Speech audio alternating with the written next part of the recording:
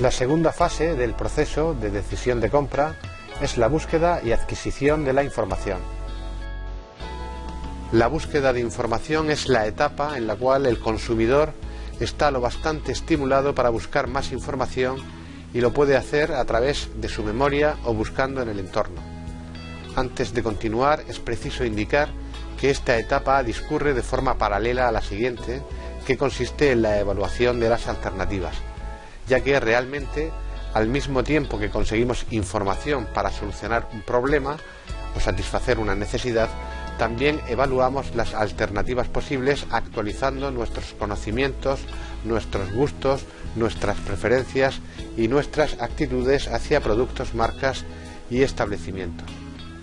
En ambas etapas del proceso tenemos como objetivo conocer los siguientes aspectos: las alternativas suficientes para continuar con el proceso de decisión, las características o atributos que sirven para poder realizar comparaciones entre productos, marcas o establecimientos y finalmente la medida en que cada alternativa ofrece cada uno de los atributos anteriores. La información que el consumidor necesita para eliminar la discrepancia entre su estado actual y su estado ideal se puede obtener a partir de dos niveles, un nivel interno y un nivel externo.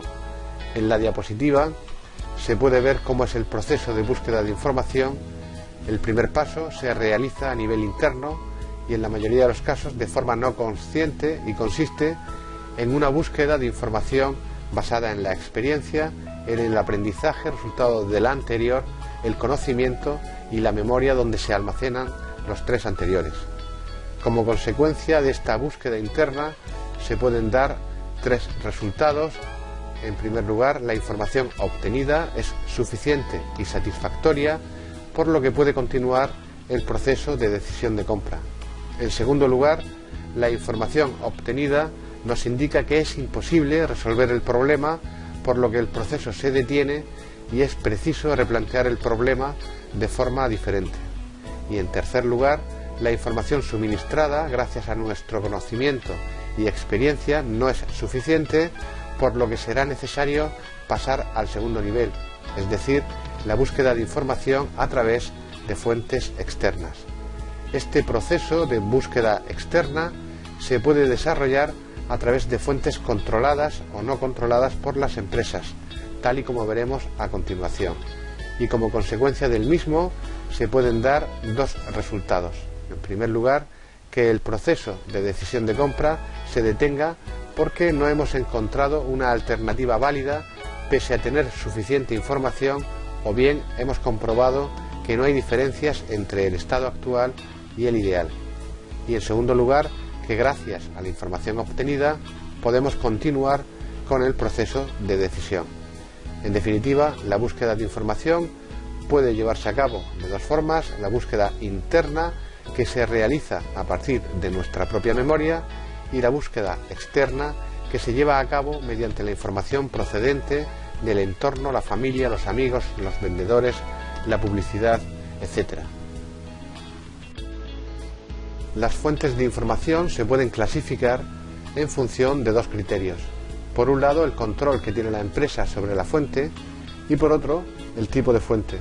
En lo que se refiere al control que tiene la empresa sobre la fuente, puede tratarse de información comercial o puede ser suministrada por terceros, incluidos los organismos públicos de información al consumidor. Y en lo que se refiere al tipo de fuente, puede ser personal o impersonal. De acuerdo con esta clasificación, se puede representar una tabla o matriz de fuentes de información del consumidor, como la que podemos observar en la diapositiva. Así, las fuentes de información personales abarcan algo más que las experiencias propias del consumidor con el producto, ya que por un lado incluyen también la posibilidad de recurrir a los amigos, la familia, los compañeros de trabajo, expertos, etc. Y por otro, procede de los vendedores y los distribuidores. En relación a estos últimos, los consumidores obtienen mucha más información en los establecimientos comerciales y pueden visitar una o varias tiendas dependiendo de si el producto es de consumo inmediato o duradero. Por otro lado, las fuentes de información impersonales suministran información a través de los medios no personales como la publicidad, Internet, la publicidad en el lugar de venta y medios especializados. Cuando la información suministrada proviene directamente de la empresa vendedora, se trata de información controlada. Esta información es suministrada por los vendedores, la publicidad, las promociones de ventas, los folletos, la página web de la empresa, etc. Esto no significa que toda la información que sale en los medios sea controlada por la empresa, de tal forma que podemos encontrar lo que se llama publicity o el buzz marketing en la red. La propaganda o publicity es la información difundida por los medios de comunicación de masas en forma de noticias, reportajes, comentarios, entrevistas, etc., con el objeto de transmitir la imagen de un producto o la empresa en su conjunto. En este caso, el medio de comunicación controla el mensaje que se transmite y además la empresa no paga por el espacio ocupado. En cuanto al buzz marketing, consiste en la difusión de mensajes o rumores e intercambio de información entre internautas a través de foros, redes sociales, blogs, etc. En cualquier caso, cuando la información es controlada por la empresa, solamente se suministra aquella que resulta favorable o de interés para la misma, con el objetivo de persuadir al consumidor, y en consecuencia su credibilidad es menor.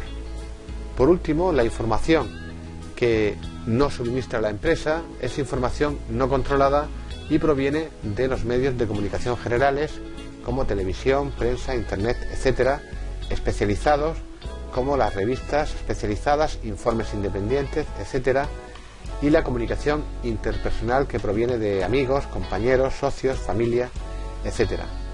Como podemos ver en la diapositiva, dentro de la información no controlada existen publicaciones de organismos públicos y asociaciones de consumidores. También encontramos la información ofrecida por los distribuidores o intermediarios comerciales, que no debemos confundirlos con los vendedores, ya que estos trabajan para la empresa a cambio de una contraprestación.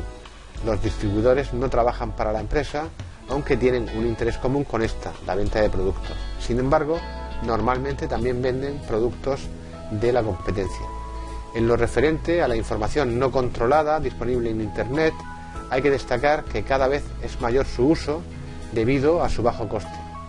A pesar de su utilidad, hay que tener cuidado, ya que muchas veces esta información está sesgada y es interesada. Así, por ejemplo, es bastante común que las empresas paguen a los influencers para que hablen bien de sus productos en blogs o redes sociales, por lo que se trata de información controlada. Una vez que se inicia el proceso de decisión, la primera información proviene de la memoria, de nuestras propias experiencias, sentimientos, valoraciones y del conocimiento. Cuanto mayor sea la experiencia y el conocimiento del consumidor sobre determinados productos o situaciones de compra, menos necesario será recurrir a otras fuentes de información fuera de su memoria. Por otra parte, cuando se trata de decisiones sencillas o habituales, será suficiente con la información almacenada en la memoria.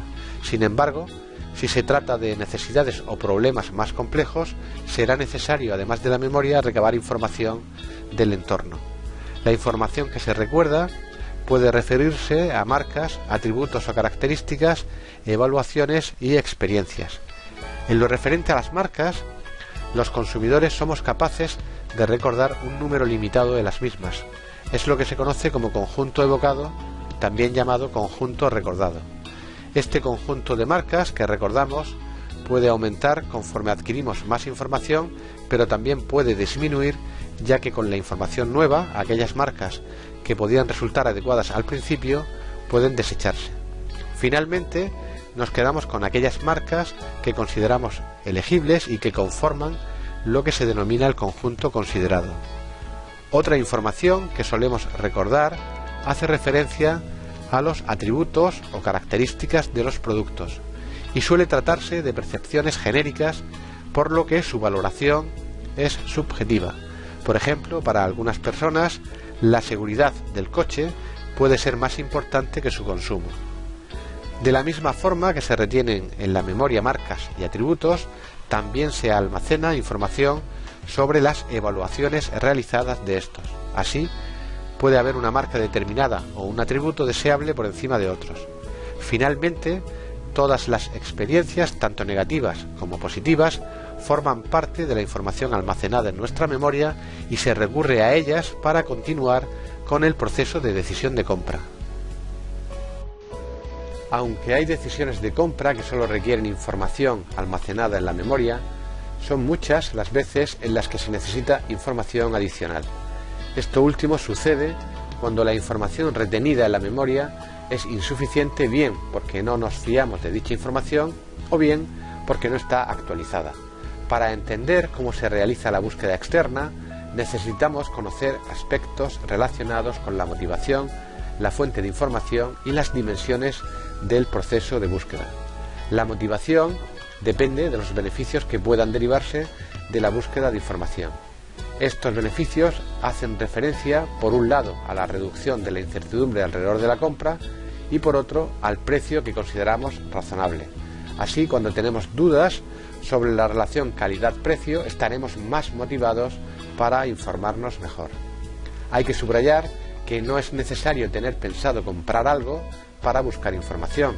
En ocasiones se hace para estar actualizado o por el placer de conocer una determinada categoría de productos. En cuanto a la fuente de información, tal y como ya hemos explicado brevemente, la información requerida puede obtenerse de diferentes maneras. Elegiremos aquella o aquellas que nos resulten más convenientes y nos ayuden a tomar una decisión. Y finalmente, las dimensiones del proceso de búsqueda hacen referencia a la cantidad, la forma y el tipo de información que adquirimos. Curiosamente, las investigaciones sobre comportamiento del consumidor han demostrado que para la mayoría de los bienes la cantidad de información buscada es bastante limitada. En muchos casos, aun tratándose de bienes con altos niveles de implicación como electrodomésticos o automóviles, no se visitan más de 2 establecimientos.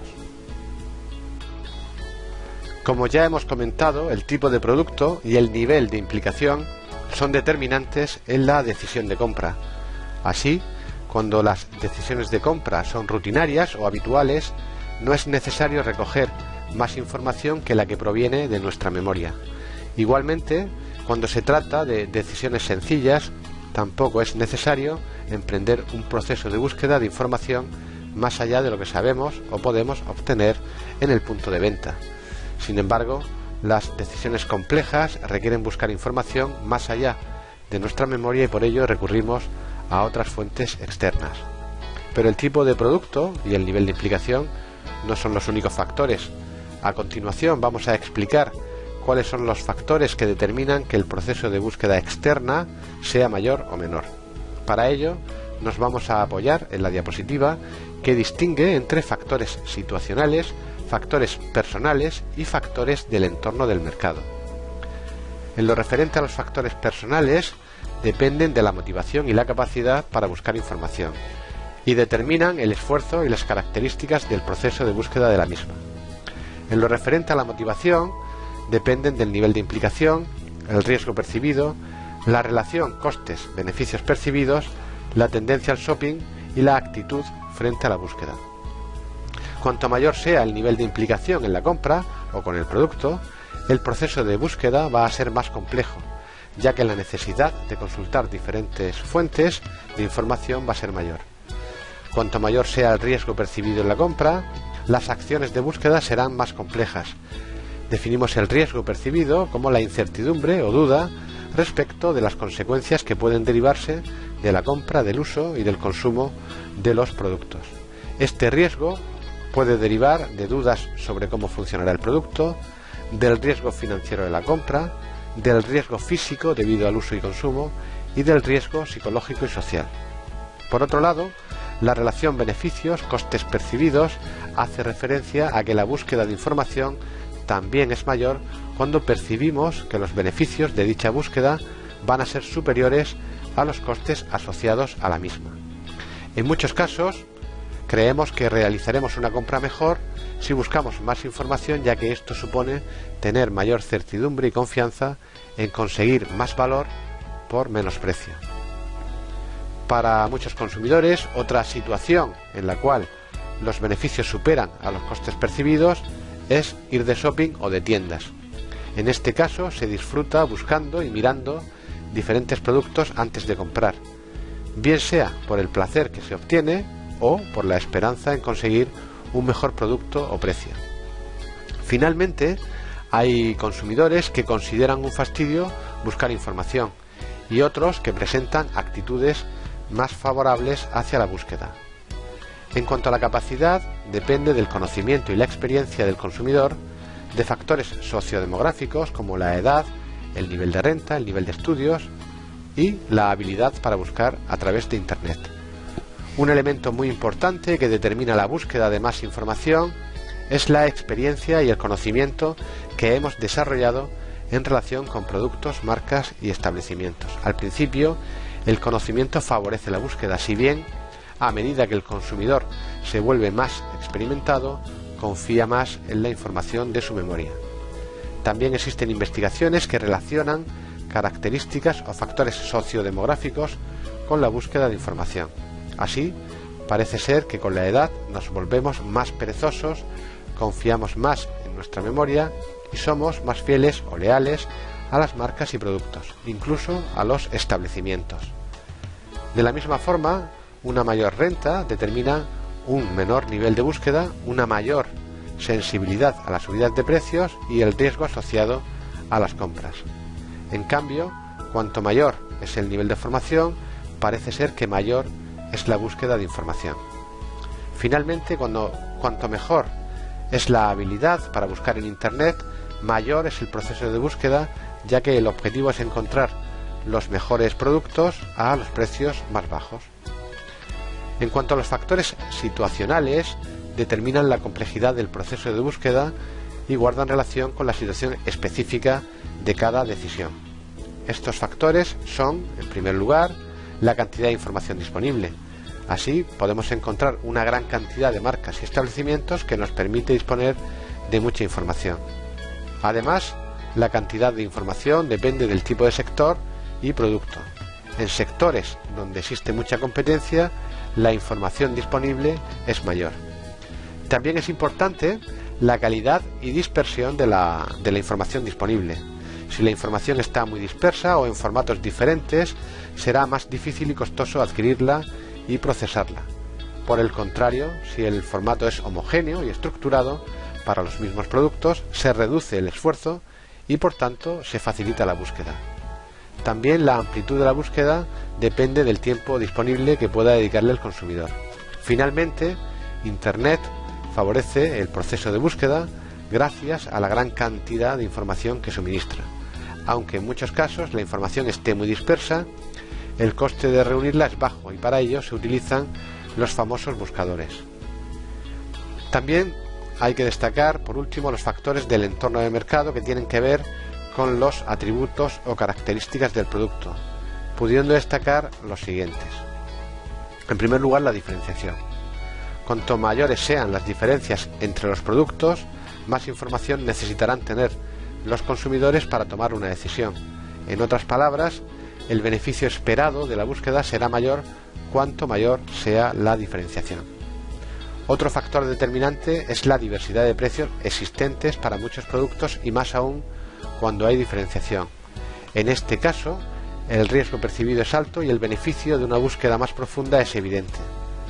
En tercer lugar, si las características del producto cambian, el consumidor tendrá que realizar un esfuerzo añadido para entender dichas mejoras. Por otro lado, cuanto mayor es la estabilidad del producto a lo largo del tiempo, menor es la necesidad de buscar nueva información.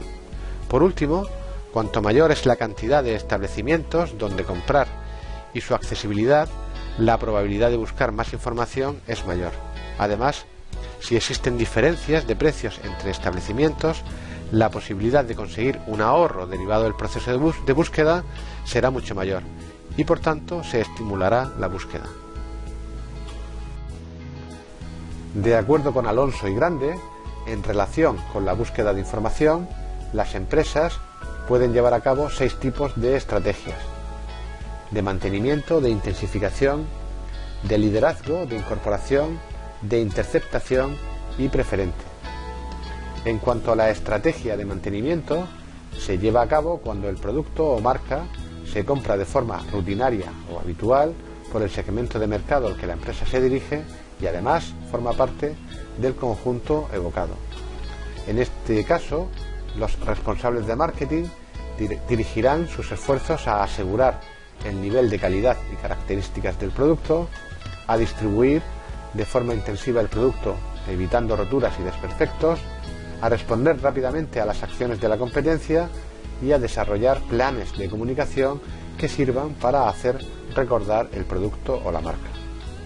En cuanto a la estrategia de intensificación, se corresponde con una categoría de productos de los que no se realiza una búsqueda muy amplia, por lo que el conjunto evocado es reducido. A las empresas que ofrecen productos en esta situación les interesa, por un lado, intensificar su presencia en el establecimiento de venta mediante la publicidad en el punto de venta y estimulando a los propios vendedores, y por otro, prestar mayor atención a los 2 o 3 atributos que los consumidores evalúan y comparan con otros productos o marcas de la competencia. En cuanto a la estrategia de liderazgo, tiene lugar para productos o marcas que necesitan un esfuerzo mayor de búsqueda por parte del consumidor y forman parte del conjunto evocado. En este caso, los objetivos de las acciones de marketing serán, por un lado, mantener un buen posicionamiento en el mercado y, por otro, llevar a cabo un plan de comunicación con gran presencia en las fuentes de información que utilizan los consumidores de este tipo de productos. La estrategia de incorporación tiene lugar cuando la compra es rutinaria, pero el producto o la marca están dentro del conjunto evocado o recordado por el consumidor. El problema para las empresas reside en la fidelidad del consumidor hacia los productos que integra el conjunto evocado, por lo que los objetivos de sus acciones tienen que ser captar la atención de los consumidores, lograr un cierto aprendizaje y conseguir formar parte del conjunto evocado a medio o largo plazo. La estrategia de interceptación se puede llevar a cabo cuando la búsqueda de información es limitada porque las decisiones son sencillas y además el producto o la marca no forma parte del conjunto evocado. En este caso, las empresas pueden llevar a cabo las acciones siguientes. Por un lado, interferir en la búsqueda de información que realizan los consumidores con los productos o marcas que forman el conjunto evocado, proporcionando información sobre otros productos a considerar. Y por otro lado, promociones en el punto de venta y presión sobre los vendedores y o distribuidores. Por último, la estrategia preferente se realiza cuando las decisiones son complejas y es necesario buscar información y además el producto o marca que se ofrece no forma parte del conjunto evocado. En este caso, aprovechando que el consumidor también debe buscar información, las acciones son las mismas que las llevadas a cabo por las empresas que ejecutan estrategias de liderazgo, es decir, obtener un buen posicionamiento y estar presente en las fuentes que utilizan los consumidores para obtener información. En definitiva, es fundamental para las empresas saber cuáles son las fuentes de información consultadas por los consumidores.